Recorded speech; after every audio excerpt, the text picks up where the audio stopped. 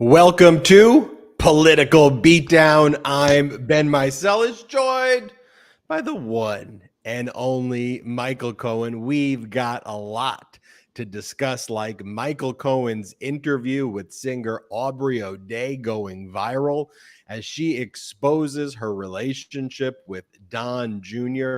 and the complete and utter hypocrisy.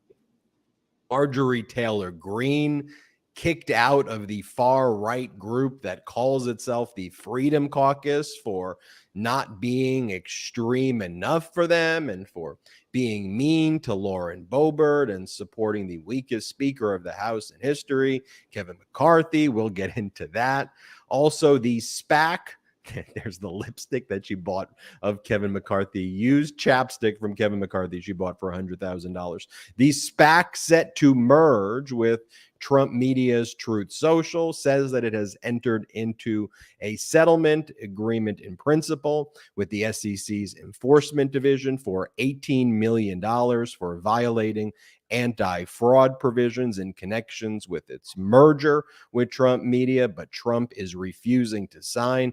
Cohen is gearing up for his trial against the Trump Organization for unpaid legal fees. We'll get into that. And Trump's criminal co-defendant, Walt Nauta, was arraigned today, finally, after hiring a Florida licensed lawyer to represent him. He entered a plea of not guilty, but apparently he was too busy getting Philly cheesesteaks with Donald Trump to previously find a Florida lawyer. For those watching on YouTube, you see the photo right there of Donald Trump and Walt Nauta last week getting a Philly cheesesteak together. Michael Cohen, where do we begin? Whew. You know, with this lunatic, who knows, right? Let me start with the simplest. Tomorrow, I have a pre-trial conference scheduled at the courthouse in order to go over a whole series of motions in limine prior to next week, the beginning of the voir diring of the jury. So excited about that.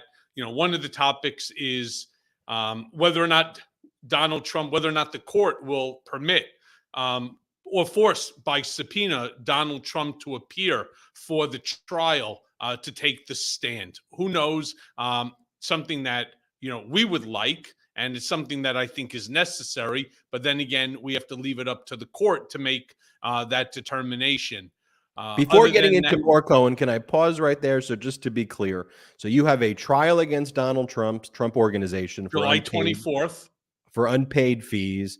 Donald Trump, considering that you worked with him and he would have knowledge, would seem to be somebody who would be a witness in this trial. So what's the deal? Trump's lawyers have said he's refusing to show up, and you now have to go ask the judge to compel him. What's going on there? So the story here is that they have already conceded liability. They've conceded to all of the averments of the complaint, and that this case is merely damages. And so there is no need to have Trump, or anyone for that matter from the Trump Organization, appear because they've already agreed to it. This is, again, merely damages. So it's more like they don't really have anything other than, hey, bring the lawyers on who have outstanding legal bills and present your case as to damages only, because liability is not an issue.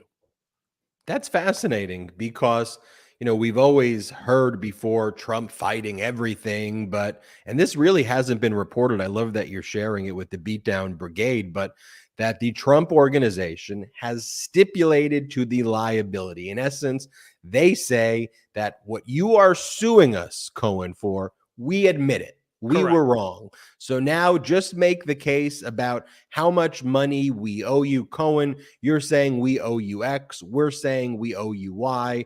Why should Donald Trump have to show up if it's just about damages? Why do you think? Can I ask? Well, I ask you that question, or should I save that for your lawyers? Why do you think he should show up if it's just about the damages? Well, there's a multitude of reasons, but first and foremost, as part of the complaint, we're also asking for punitive damages as well as consequential damages, and he's going to be needed in order to testify to that. You know, there are a series of issues that his testimony would be relevant. Now, do I think that he would be on the stand for a full day? The answer to that is no, but there are questions there that are, necessary to have Trump as well as others from the organization there within which to corroborate, what was spent and so on. So, Yeah, for example, if he has a pattern and practice of correct. paying certain lawyers Or certain not fees paying.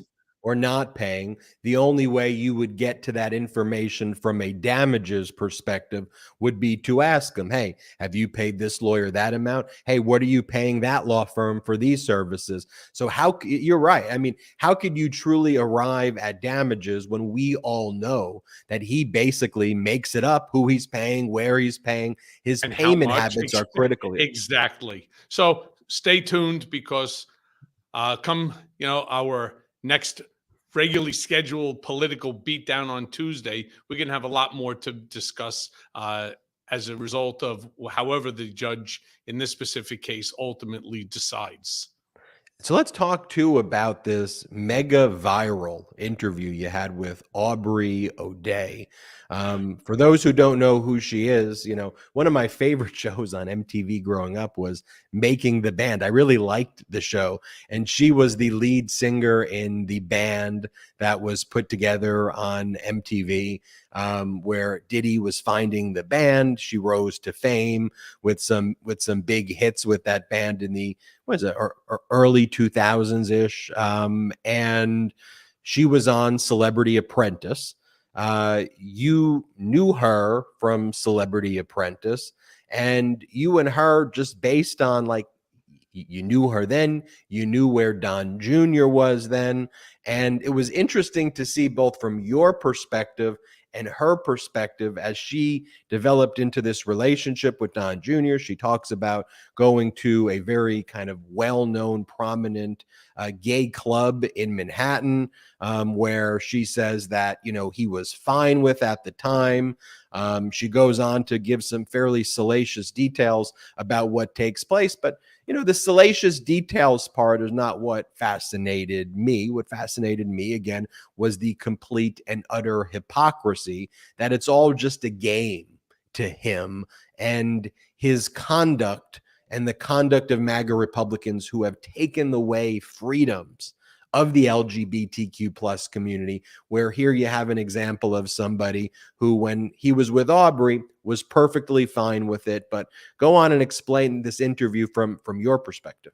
Well, the nice thing is through the MeidasTouch platform on YouTube, you can actually visually see the interview that I had with Aubrey. So, yes, I had met Aubrey via the Celebrity Apprentice, where I was co-president of Trump Productions. So I spent quite a bit of time meeting with all the people. I didn't get a chance to, we'll say, become friendly enough with her as I had with a series of other celebrities. It was just sometimes, you just spend more time with others than with Aubrey. However, I do have to say that I spoke with Aubrey on the phone after Don's wife, Vanessa, had found out about the ongoing affair between Don and Aubrey, Don Jr. And, Don had come to my office, as I discussed with Aubrey in this interview, with crocodile tears. And again, Don today is a very different Don Jr. than he was back then. In all fairness, Donald Sr. is very different today than the Donald Sr. as the president of his eponymous company, the Trump Organization. I mean, he was always bad, but what he is today and what he was back then, it's really two different individuals. And I say this often, which is that Donald has become the worst version of himself imaginable. And we're all unfortunately seeing it and experiencing it. But going back to Don Jr. and Aubrey, there was a real relationship here. There was real feelings on both sides. I mean, they used to call each other their soulmates, and it was very hard to get Don at that time, despite the fact he came to me to help in order to figure out what to do, because his father wanted to fucking kill him. I mean, he was like, "Are you kidding?" It had to be with a celebrity apprentice. And then there was allegedly a story of Eric had a relationship as well when he was married with a Miss Universe contestant or so on. I mean, look, as the old expression goes, the apple doesn't fall far from the tree. And I'm certain that half, if not most of my brigaders were thinking the exact same thing. So why would he be angry at Don Jr.? And the answer is because anytime Don would speak, anytime Don would breathe, anytime Don would walk into the office, the father just exploded. He was just always on edge whenever Don Jr. Showed up to anything. Now, that in and of itself has to give you some pause. The relationship between father and son, especially your namesake, was so caustic between the two that it's hard to even describe. When I see Don Jr. get up onto a stage, when I see Don Jr. speaking before the NRA, and Don was always an NRA fanatic, always, a hunter, and always into his guns. But Donald Sr. was not. In fact, Donald Sr. used to make fun of both Don and Eric for going hunting and for shooting the animals. And if it wasn't the fact that the NRA came to Donald's side, he would have really, castrated both of them for the photos that ended up on the internet of them killing animals. It really pissed the father off until he ultimately determined that he would be able to take advantage of this and have Don and Eric speaking before the NRA and making them allies and not adversaries. We have a clip of the interview with Aubrey O'Day. Let's play it right now. Had a crush on me. He had come to the finale and he was like going to come to the gay club because he liked me. And I kind of told Don. So Don shows up to the gay club. My assistant brings him in, and I'm talking about, this is like one of the biggest gay parties in New York. It's a huge fucking club and everybody is in a G-string or less. And I was just in my soul, like, there's no way that the man that I've seen it suited up for the past couple months is going to show up here to see me in this lovely land that I get to be in. And he did. And my assistant said he was very comfortable, and she remembered him like being totally chill and nice with everybody, which, I mean, I looked at his Instagram for the first time in years the other night and saw like all kinds of jokes, kind of belittling the gay community, transgender women, etc. And I thought to myself, man, you were super comfortable in that gay club. In fact, so comfortable that we ended up going to the bathroom and for the first time had sex in a gay club bathroom. I had Spanx going from like my throat down to my knees because I was suited up for some press or whatever we were doing that day. And I wanted to be extra tight, skinny. He could not get these things off for the life of him. And so we literally like found a way to work around them. And for the rest of our relationship, he called me Spanky because of these Spanx that otherwise would be one of the most humiliating stories ever. But it was very him and I. You know, in the story for me, Michael, setting aside the salacious nature of it, and I get perhaps the salacious nature draws some people in, but it is the hypocrisy going back to that.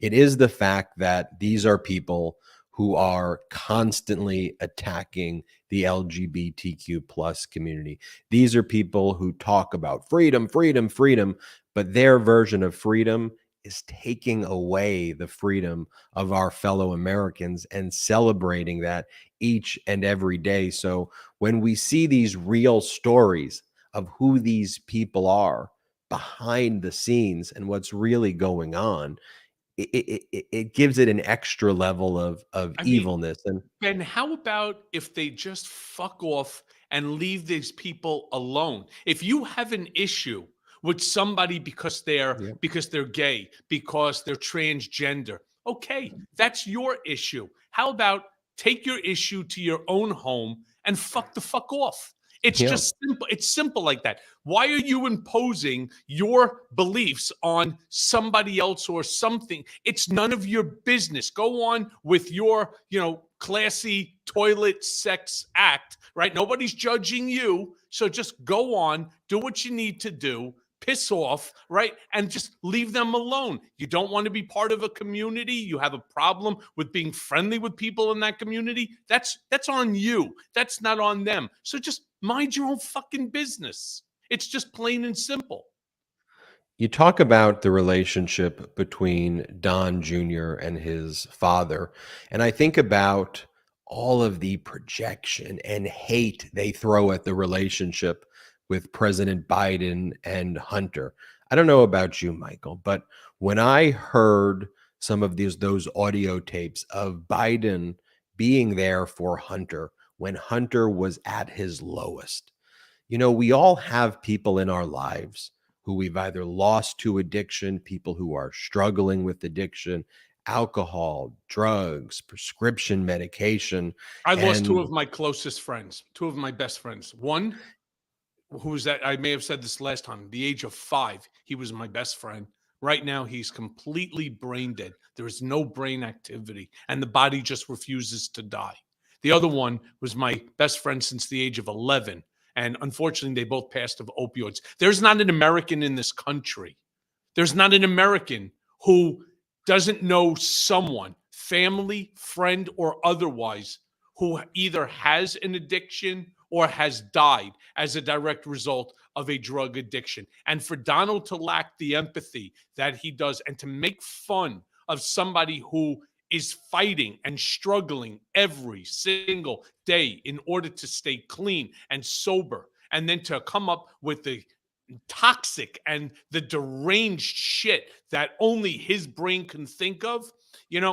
I don't want to waste the 2 finger salute yet on Trump, but on behalf of my buddy Steve and my friend Dennis, both whom are no longer, like I said, Steve's body is here, but he's been for 4 years now, 5 years. He's been in that vegetative state with no brain activity. I really have no choice but early on to give Donald the 2 fucking-finger salute. You fucking asshole. On behalf of anybody who has an addiction or has a family member or a friend or a best friend who's suffering from this drug addiction, and it is a plague, not just here in this country, but around the world. Seriously, Donald, fuck you, all right? On behalf of everybody who's suffering, right? To be so callous with somebody else's issues when your own kid looks like he's banging down an 8-ball or something with some of these stupid rants on Twitter, TikTok, or wherever else that he's on. Really get a hold of your own shit before you start attacking someone else. And when you speak to people who are in recovery, who have struggled with addiction, what they'll say is, I wish I had somebody who was there for me. I wish I had someone who was there for me and said that they love me, or they had someone who was there who supported them. That's the only reason that I was able to survive, because people didn't abandon me or mock me. They were there for me. And so when I think about the empathy showed by President Biden to Hunter several years ago when Hunter was going through that to me is a quality of a leader. And you compare that to a post. Look at what Donald Trump just posted. And when he calls special counsel Jack Smith a crackhead, he spreads this deranged conspiracy. He goes, does anybody really believe that the cocaine, he puts that in caps, found in the West Wing of the White House, very close to the Oval Office, is for the use of anyone other than Hunter and Joe Biden? But watch, the fake news media will soon start saying that the amount found was, quote, very small, and it wasn't really cocaine, but rather common ground up aspirin, and the story will vanish. Has deranged Jack Smith, the Trump-hating special prosecutor, been seen in the area of the cocaine? He looks like a crackhead to me. And so just think about this post. I mean, one, attacking Joe Biden, defaming him, Think that this attacking is a Hunter man Biden, who is the defaming. former president of the United States, Ben. Think that this is a man who's leading the GOP right now as the front runner to the party. Is this really the party of Lincoln? Is this really an American making a statement like that who wants to be the leader of the free world? I mean, for God's sakes, 75 million people voted for him. What's infuriating to me is, despite twice impeached, so far twice indicted, charged with fraud based upon his company, charged with sexual assault, making statements like this when virtually every single American in this country knows somebody who has a drug addiction, who has died of a drug addiction, and they still support this piece of shit, that they still are sending him their money. This fucker just raised, what they say, $35 million for the quarter, double the first quarter. Is there something seriously wrong? I mean, it's a rhetorical question. What the fuck is wrong with these people that they would continue to support somebody? After a statement like this, what the fuck could they be thinking? I'm so angered. The fact that anybody could support someone who says something like this, instead of turning around and saying, you know what, there are many things I don't like, or I don't or that I disagree with Joe Biden and so on. But I do have to commend him on staying strong for his son and helping his son battle an addiction that has taken the lives of others. And instead, through love and support. And you know how many comments right now are popping through, Ben, from brigaders who say that they've experienced the same. Thank God for their husband in order to overcome an opioid addiction. Thank God that I had my mother and my father in order to overcome my drug addiction. Every American knows someone. That's how prevalent that drugs have become in our society, that everyone knows somebody who is either using drugs and shouldn't, right, or has an addiction or has passed from it. And for him to be this just callous over something so serious that's just killing people, killing Americans, this should be a disqualifier. But then again, it doesn't make a difference when it comes to Donald Trump. That fucker can do whatever he wants, say whatever he wants, and somehow or another, people rationalize, yeah, it's just Donald. My biggest fear is that we're becoming numb, that we as a society are becoming numb to this sort of intolerant bullying and just hateful speech. Well, he plays to people's worst versions of themselves, right? Going back to Don Jr., your reflection is, as Don Jr. went from Don Jr. on a Celebrity Apprentice show to Don Jr. MAGA, he is barely recognizable to the person who you knew as Don Jr., who went in there and was crying to you about his family situation. They play to the worst. And what we used to have is two political parties who would disagree fervently on issues, but ultimately, I think there was a sense in the past that they were at least attempting to be responsible adults. We don't have that anymore. We only have one major political party attempting to act like responsible adults, and it's the Democratic Party, and the MAGA Republicans and the Republican Party, who should be showing a modicum of leadership, right? The same way that John McCain took that microphone away from the hateful person who was calling President Obama all of those names. Now you have MAGA Republicans giving the microphone to those same people. And as you have Donald Trump saying comments like that, and by the way, we could show you hundreds of posts that he's made over the past 48 or 72 hours, including posts of QAnon memes, like actual QAnon memes. He's done five. There's one right here that he posted. This was a repost that he made, and you see on the bottom right, you could see that he reposted it. And on the bottom right, it says WW1, WWG1, WGA, where we go one, we go all. That is the anthem of the QAnon cult, which is a death cult, which says that Donald Trump should commit public executions on Capitol Hill and take over the country as an emperor. While he's posting that, President Biden is just doing the normal things we expect of a president. I mean, look, we have inflation has now fallen dramatically. The U.S. has the lowest inflation of any G7 nation and the strongest GDP growth of any nation. And the jobs report today just showed that the U.S. added more than twice as many expected private sector jobs, 497,000 new jobs. Annual pay rose at a rate of 6.4%. And this is what Lauren Boebert said in response to that. She goes, the latest jobs report is being touted as a blowout.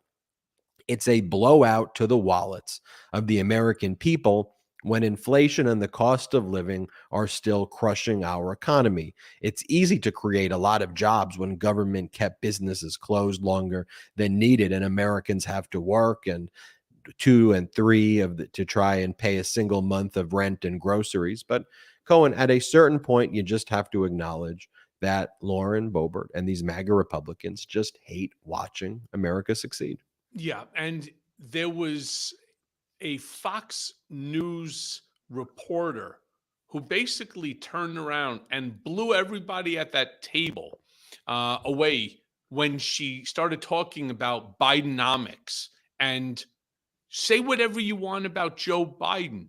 His economic policies have been successful for the United States since taking office, that he has created more jobs, all right, in the first 2 years than Trump did in all 4, all right, that that inflation is right now, under control, and that, post-COVID, that the jobs, has just increased exponentially, and all again under Bidenomics. And they were furious. They were furious at her for daring to turn around and to compliment the president of the United States of America in doing a good job for America and the American people. I really want you to think about that for a second. All right. I want you to think about anybody who could be angry at somebody who is providing a benefit to this country, who would prefer, like Donald, to see the country burned to the ground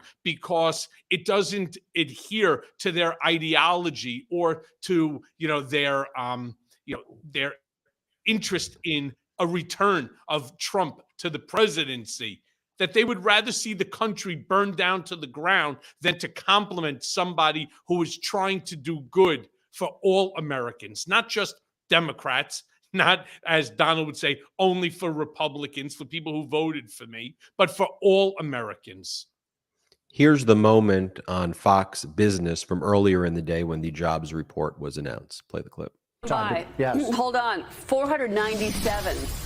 That is a big jump above the estimate of 228K. That's double of what economists had predicted. 497,000 jobs added on private payroll. Well, that's not recessionary at all. By the way, look at the economist spread here. The estimates were anywhere from 95,000 jobs added for ADP to 334,000 jobs for ADP. So this is even in the range didn't even get anywhere near the actual number that we got. But yeah, private sector jobs, Sean, 497,000. Your reaction? Yeah, well, it's just a testament to the strength of the U.S. economy. I would expect there'll be some revision to that number. It's so far out of line. But that's what's going on right now. The U.S. economy continues to sort of move along in a very rapid pace.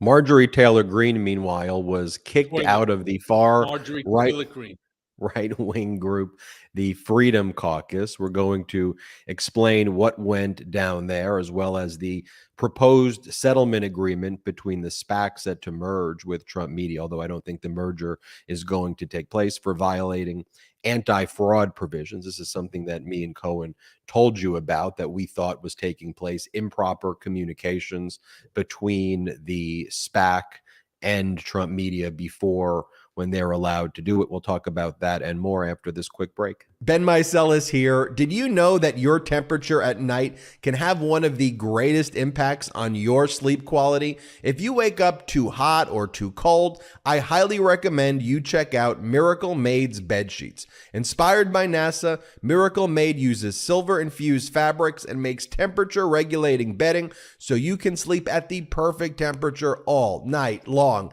Using silver-infused fabrics originally inspired by NASA, Miracle Made sheets are thermoregulating and designed to keep you at the perfect temperature all night long, so you get better sleep every night. These sheets are infused with silver that prevent up to 99.7% of bacterial growth, leaving them to stay cleaner and fresh 3 times longer than other sheets. No more gross odors. And get this, Miracle sheets are luxuriously comfortable without the high price tag of other luxury brands and feel as nice, if not nicer, than bed sheets used by some 5-star hotels. Stop sleeping on bacteria. Bacteria can clog your pores, causing breakouts and acne. Sleep clean with Miracle. Go to trymiracle.com/beat to try Miracle Made sheets today. And whether you're buying them for yourself or as a gift for a loved one, if you order today, you can save over 40%. And if you use our promo BEAT at checkout, you'll get 3 free towels and save an extra 20%. Miracle is so confident in their product, it's backed by a 30-day money-back guarantee. So if you aren't 100% satisfied, you'll get a full refund. Upgrade your sleep with Miracle Made. Go to trymiracle.com/beat and use the code BEAT to claim your free 3-piece towel set and save over 40%. Again, that's trymiracle.com/beat to treat yourself. Thank you, Miracle Made, for sponsoring this episode. Support for Meidas is brought to you by Manscaped, who has the best in men's below-the-waist grooming products. That's right, their products are precision-engineered tools for your family jewels. Join over 8 million men worldwide who trust Manscaped with this exclusive offer for you. 20% off and free worldwide shipping with the code BEAT at manscaped.com. Look, everyone knows that you have to be careful when dealing with the family jewels. You definitely don't want to use an old crusty electric trimmer. Yikes! That's why I'm so excited to partner with Manscaped. Manscaped's Performance Package 4.0 has arrived and oh man, it's a game changer. Inside this package, you'll find their Lawnmower 4.0 trimmer, Weed Whacker, ear and nose hair trimmer, Crop Preserver deodorant, Crop Reviver toner, performance boxer briefs, and a travel bag to hold your goodies. First off, the Lawnmower 4.0, this trimmer is the future of grooming and dare I say the greatest below-the-waist trimmer ever? Their 4th generation trimmer features a cutting-edge ceramic blade to reduce grooming accidents thanks to their advanced skin-safe technology. The Lawnmower 4.0 is waterproof and also has 4,000K LED spotlights you'll need for a more precise shave. And because this trimmer is waterproof, you can say goodbye to the mess on the bathroom floor. You thought that was good, but want to take your grooming game to the next level? The Performance Package 4.0 also includes the Weed Whacker nose and ear hair trimmer. The Weed Whacker is also waterproof and provides proprietary skin-safe technology, which helps reduce nicks, snags, and tugs in those delicate nose holes. Their Crop Preserver deodorant and Crop Reviver toner will change the way you approach your hygiene routine. Manscaped even threw in 2 free gifts to their Performance Package 4.0, the Manscaped Boxers and the Shed Travel Bag. Bring your comfort and boxers to another level. It's time to take care of yourself, so go to manscaped.com and get 20% off plus free shipping with code BEAT. That's 20% off with free shipping at manscaped.com and use code BEAT. Unlock your confidence and always use the right tools for the job with Manscaped. Welcome back to Political Thank you, Beatdown. Jordy Manscaped. Jordy taking manscaping to the lawn. Also, follow Michael Cohen and myself on Threads, the new social media app that I think is going to be kicking Twitter's ass. Threads. You got me, Meiselas B. You got Mike 2.0. Check us out there. Anyway, back to the show here. Ben, Marjorie. before we move on into Marjorie Toilet Green, into Lauren Hobart, and the rest of these assholes, if you start to look at some of the comments from our brigaders, they fully understand what we're talking about when it comes to drugs. It's as much as we gloss over it because there are so many important issues that are right now facing this country. This is definitively one of them. I mean, there are so many of our brigaders who understand exactly what we're talking about. The lack of compassion. How do you elect someone who has zero fucking compassion for a fellow human being who is suffering from an addiction? And in Donald's mind, it's like, well, as long as it's not me. All right, it has nothing to do with me. It's your problem. No, it's all of our problem. And that's the problem. Do you know what the problem of this country is? Donald Trump is the problem. He is the greatest threat. He is the greatest danger to American democracy that we have seen in at least the last 200 years. And, we're going to be in the next 3 years where we're going to be enjoying the 250th anniversary of this country. I mean, I remember in 1976 for the bicentennial, I remember it like it was yesterday. Talk about how time goes by fast, right? So many things have changed, but you know what hasn't changed? That back then it was other drugs. Now today it's fentanyl, it's opioids, it's back to the heroin situation. It's these synthetic drugs. It's not a joke, and so many people. So many of our brigaders, they understand where we're coming from. And it is one of the reasons why last time, you may remember, Ben, I said, I was going to talk to my wife about running for office and so on. There is so much that needs to be done in this country. Yeah, it may not be popular and so on. Oh my God, what are you going to do? You can try to get funding for drug use and so on. Do you think it's right that every household should be given Narcan the same way that we all were able to receive the COVID testing? Fuck yeah. Yeah, everybody should be walking around with a Narcan in their pocket, that God forbid they come across someone that's in desperate need of life-saving help. But for what reason? It doesn't exist like that? Well, because the politicians will turn around and tell you, oh, it's not popular. There's so many things that in their mind aren't popular because it's not about us. It's really about them and their elections. And now I'm not saying all of them. I'm just saying too many. And, I had a nice long talk with my wife about it. And, her comment is, we've been under so much scrutiny for over 5 years. I've been back and forth to the cardiologist a multitude of times, really no joke. And I can tell you, her only concern is, if you think health-wise that this is not going to hurt you and that you think that you can actually accomplish the things that you want to accomplish and that need to be accomplished, she goes, I'll support you. I'll be there behind you. And if you decide to ultimately do it, there is no half in, half out. We're going to go full in and we're going to go balls to the walls, right? Maybe not with Manscaped, but we're going to go balls to the walls and we're going to take this thing apart. Well, health first. We'll make sure that's very, very clear. Everyone in the brigade absolutely cares first and foremost about your health, about your wellness. And that's something that we talk about here on Political Beatdown. We talk about empathy. We talk about compassion. We talk about actually supporting people's health, not in performative ways, but what can we do? That's why when Democrats are talking about things like making healthcare more affordable and accessible and protecting Medicare and making sure prescription drug prices are lower, that's what Democrats are talking about. And we could have a debate. Okay, how much lower should it be? How are we going to deliver these services? How are we going to accomplish this? How is it going to impact the budget? But those are great conversations to have, not Donald Trump conversations of, oh, Jack Smith is a mad dog psycho. He's a warthog. Let me post a QAnon meme. That's utterly ridiculous. Or the conversations that MAGA Republicans are having, like Marjorie Taylor Greene calling Lauren Boebert a little bitch. And that's what Marjorie Taylor Greene said that she did. She bragged about it. She was happy that she called Lauren Boebert a little bitch on the House floor.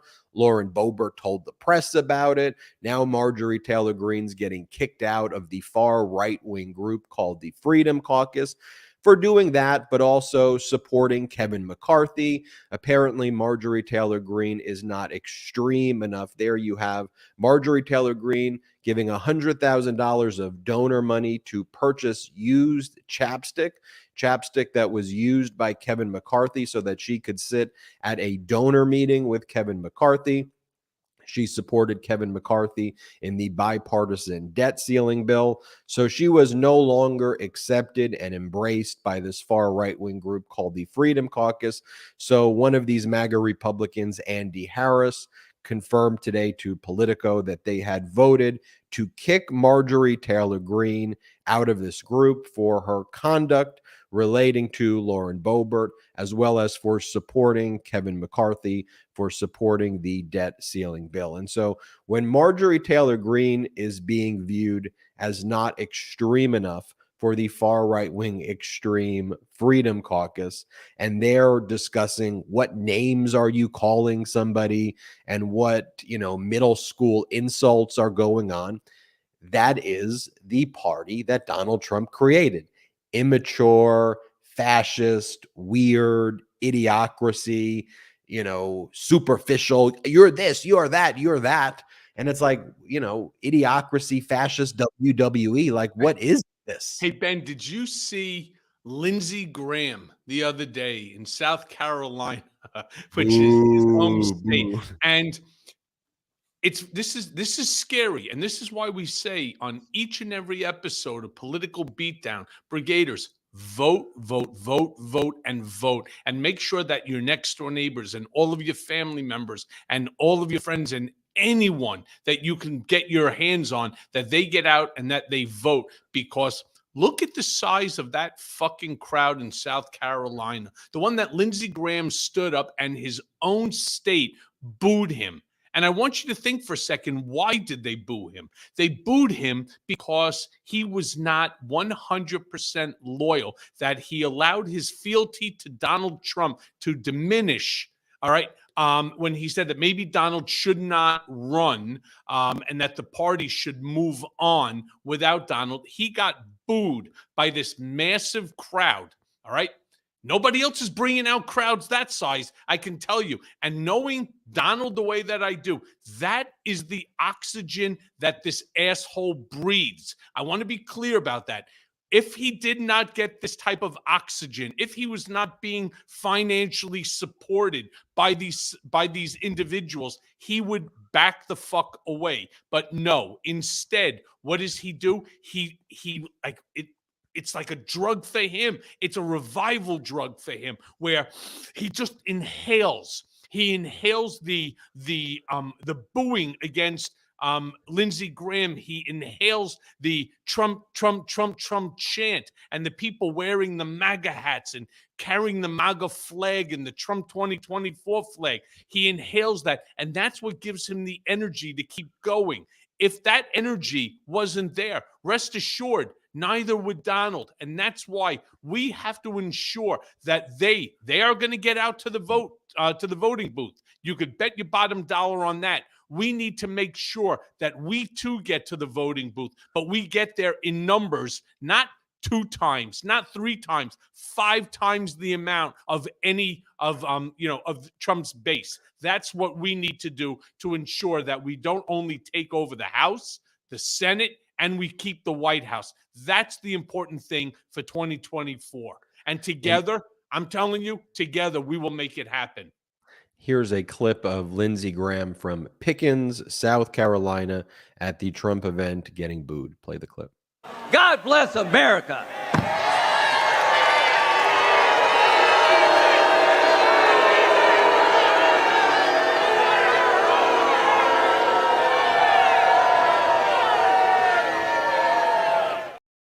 It's Lindsey Graham being booed off of the stage. And he kind of slams the podium because he was pissed that he was getting booed. One of the reasons he's getting booed as well is because of his support for Ukraine. And a lot of the people before he spoke said that the fact that he's supporting Zelensky, the MAGA Republican Party, stands behind Vladimir Putin right now, as insane and despicable as that is. But again, in the image of Donald Trump, in terms of the crowd size, if Donald Trump was saying 30,000, there was fake reports that it was 75,000. If you actually go to the Pickens police officer, he said there were 5,000 people inside, and he said there was another 5 to 10,000 people or 10,000 people on the outside perimeter. The entire city, town, Pickens, has about 3,300 people. So it definitely seems that Trump, as he normally does, inflates the crowd size.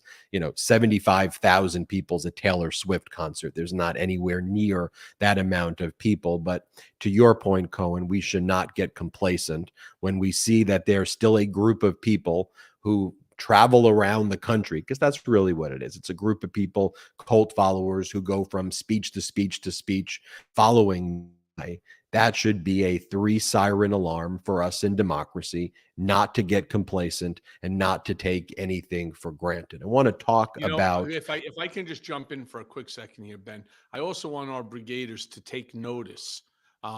What was the common theme, or what was common about that South Carolina crew, the audience? It is 99.9% white.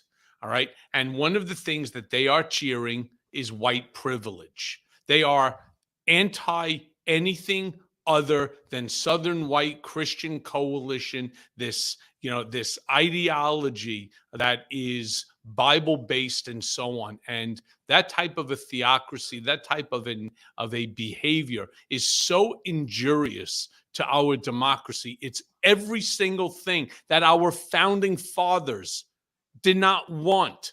It is so opposite of the party of Lincoln. It's so opposite of our Constitution. And yet, there they are, front and center and they're proud to display their white privilege right in front of everybody's face. It's truly amazing how we have digressed. Now, many people will say that, this is because of Trump. It is not. It is not. What he did is he let the devil right out of the box. And I don't think it's going to be possible, at least not in my lifetime, it's going to be possible to put that devil back in the box, because people like Ron DeSanctimonious, people like Josh Hawley, people like Ted Cruz, people like Lauren Boebert or Marjorie Taylor Greene, or, all of them, right? They have seen the power of hate, and all they know how to do is to keep spurring that hate on, because that hate brings in money to their campaign. It's really fucked up. Donald Trump saw the vulnerabilities that exist, exploit it, continues to exploit it, and kind of a theme of this episode, appealing to people's worst versions of themselves, the exact opposite of what leadership is, giving the microphone to hate instead of taking the microphone away, like the late John McCain did, who I disagree with on most issues. But when it comes to the support of our democracy, that was something I certainly respected. So the SPAC that was set to merge, or is set to merge into with Trump Media, Digital World Acquisition Company, on July 3rd, announced that it had entered into a settlement in principle with the Securities and Exchange Commission for violating anti-fraud provisions in the Securities and Exchange Commissions Act.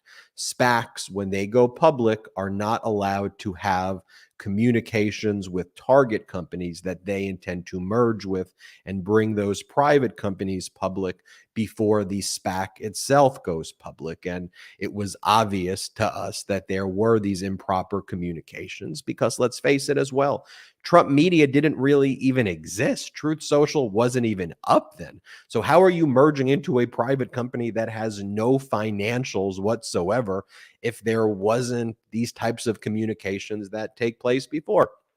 We also talked about an unsealed indictment for insider trading at Digital World Acquisition Company, the SPAC, with people who were, as well as money that came in from some Russian investor that yeah, I think the is still Russian an open investor issue. was a loan set up by Digital World Acquisition Company's former CEO, Patrick Orlando, from the island of Dominica, funneled through Patrick Orlando's own brokerage firm that lent about $6 million to keep Trump media afloat. I don't believe that was discussed with investors at all. Patrick Orlando has since been fired from the SPAC board. So you have a new board in the actual SPAC, Digital World Acquisition Company, who seems like they're trying to do a little cleanup to cover their own asses for the remaining people who are still on the board. So they announced this $18 million settlement. There will be a cease and desist order, essentially, where a finding will be made that as part of the potential merger, which is in the S4 document. The S1 is the go public.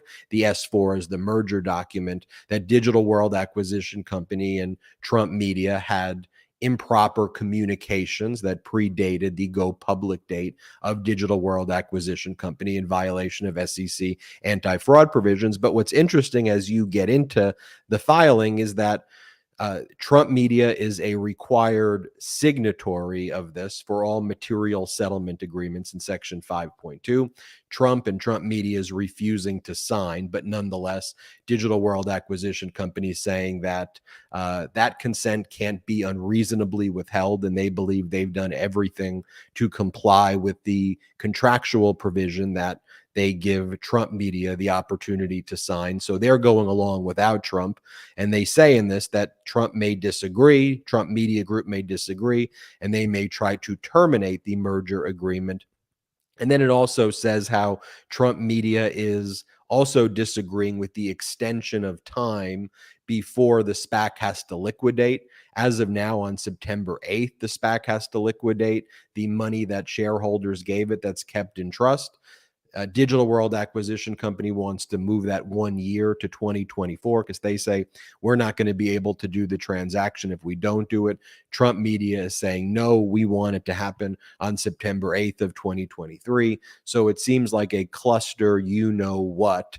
And look, everything he does, bankrupt and stuff like this happens. Yeah. Cohen. Well, listen, do I need to discuss with the brigaders all of the various different entities that have had these type of legal troubles or financial troubles, from the Trump vodka to Trump water to Trump steaks to half a dozen different buildings to God knows what? That's his MO. He took some fees up front and so on. I'm more concerned, to be honest with you, it's not about the SPAC, but more about the PAC, the one that gives him the right to use 90% of those funds for whatever it is, that it does not have to be um, for political purpose, but rather just simply for whatever it is that he determines. And I think that's a very big problem. What we know right now is that he's using a lot of this money for, payments on these various different legal matters. And I'm certain that that's not what the donors had intended. Absolutely. Well, special counsel Jack Smith is investigating that. I think one of the big aspects when we see the indictment of Donald Trump's election interference in connection with the 2020 election and Donald Trump's involvement in the January 6th insurrection, we're going to see, in my opinion, money laundering charges being brought, wire fraud charges, campaign finance, other campaign finance related charges being brought, all related to the way Donald Trump has represented to donors that money was going to be spent if you give donations to his political action organizations. He even said, hey, there's money that's going to go to an election defense fund. No election defense fund ever even existed. And so we know that special counsel Jack Smith is focused on that. In the other criminal investigation, I expect that criminal investigation to wrap up fairly soon. I've predicted that I think we will see indictments there by the end of the summer, early September, possibly even earlier than that. We've been pretty right on our calls with the other indictments. And of course, in connection with special counsel Jack Smith's indictment for Donald Trump's theft of the national defense information, the willful retention, obstruction of justice, making false statements, and conspiracy. Finally, his co-defendant, who he seems to, Donald Trump's keeping this guy very close to him, Walt Nauta, who's described as Donald Trump's valet when Trump was in office, a personal aide, a gopher, the guy who carries around Donald Trump's bags and gets Donald Trump his Diet Cokes. This was the individual who moved the boxes right before the DOJ showed up. He was caught on camera, surveillance camera, moving the classified boxes in May and June to hide him from the Department of Justice. At around the time he was doing interviews with FBI officials and lying to them. So he's been basically caught red-handed. Trump's not letting this guy go by his side. So we saw in Philadelphia, Trump getting a Philly cheesesteak with the guy we saw him at the Cuban restaurant. Finally, well, at least the idiot learned his lesson, right, Ben?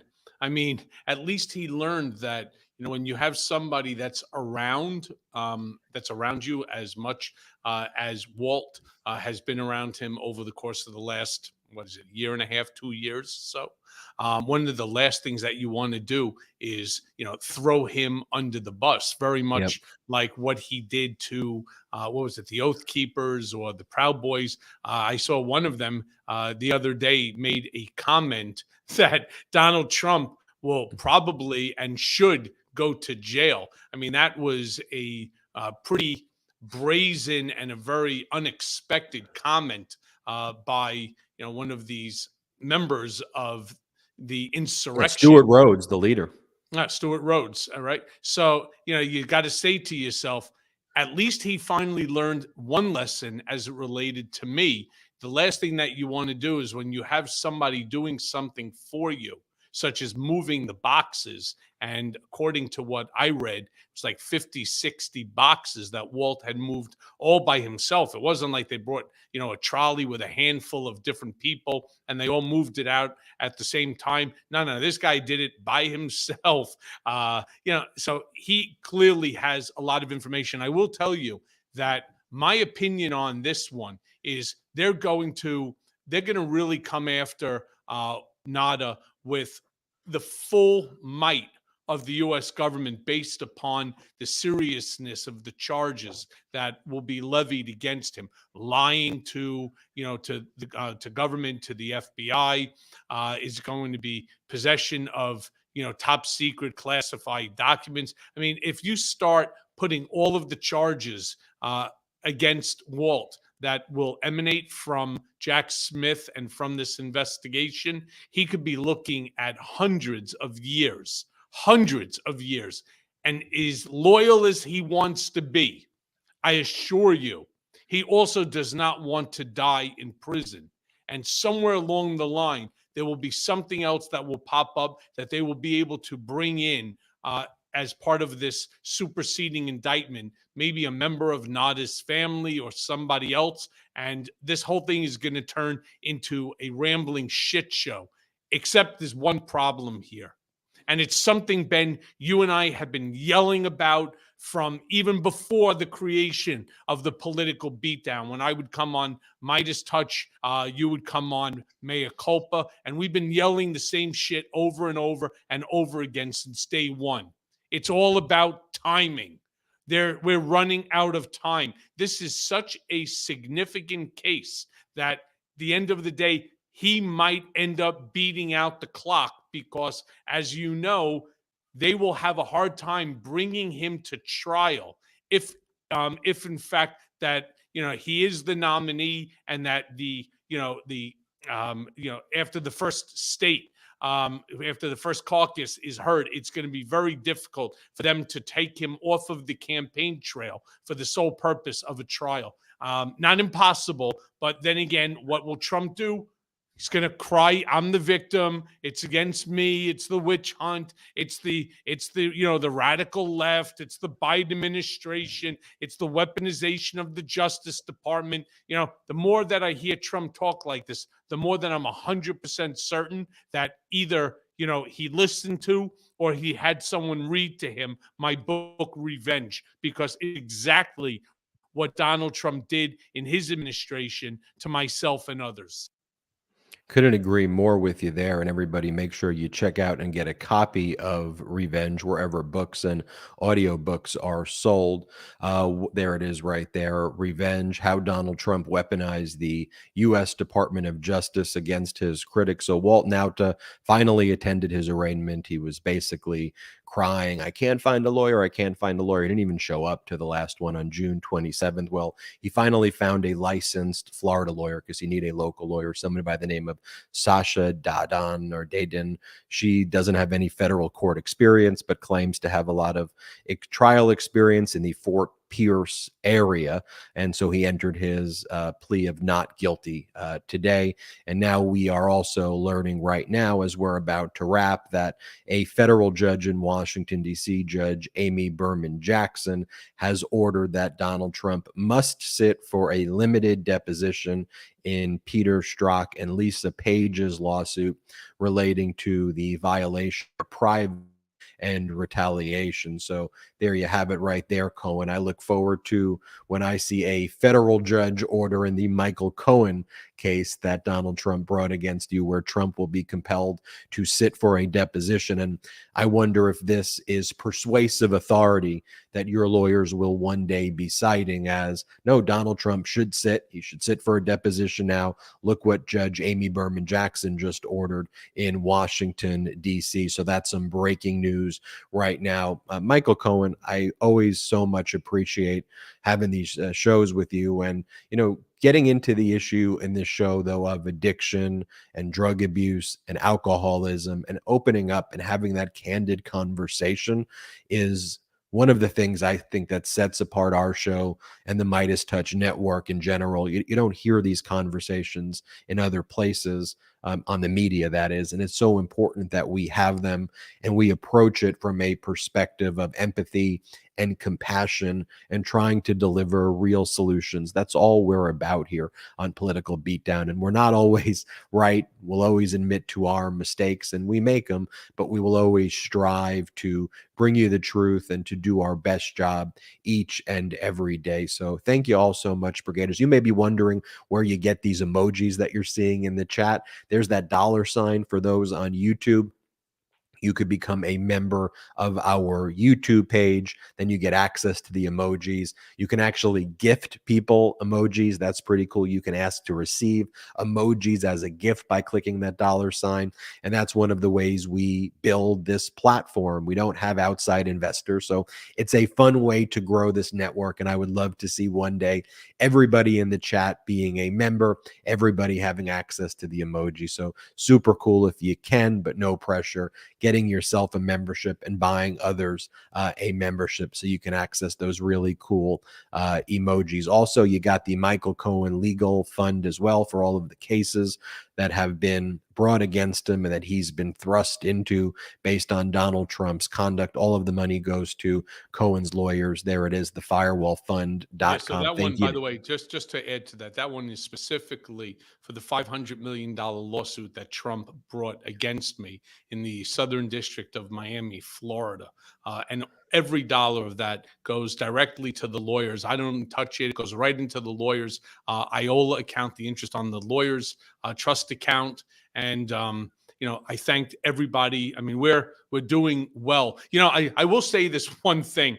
You got the guy who choked out and kills a guy on the train.